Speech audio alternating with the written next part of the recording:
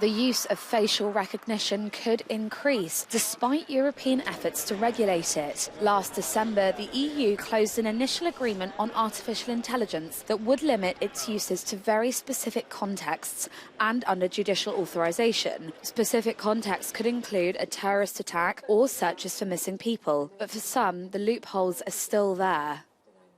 They've brought in some really broad conditions within which police can use these systems. And so what we fear is that this will have a legitimizing effect. These systems that so far we've been able to contest and say, we don't want these in a democratic society, it will become harder to push back. And we might see other countries around the world saying, well, the EU has rubber-stamped these technologies.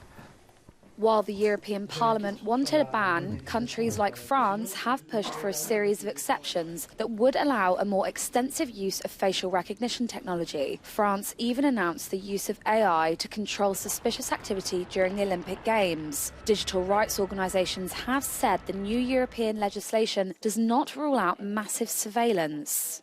What we can expect is potentially an increase in the use of facial recognition systems in our public spaces, especially when these systems are used live. So the idea that as you are walking around a public space, going to the shops, going to school, to the doctors, to a demonstration, that there might actually be increased powers for law enforcement agencies to be using this live facial recognition technology to track you across time and place wherever you're going.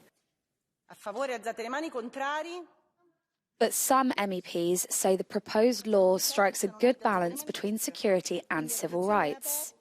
I think is a very good way that we can balance the integrity but also safety. And if we would have banned this technique, then two things would happen.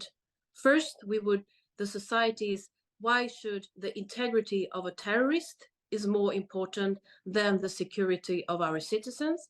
And secondly, this technique would continue to be developed by other countries, and especially by China.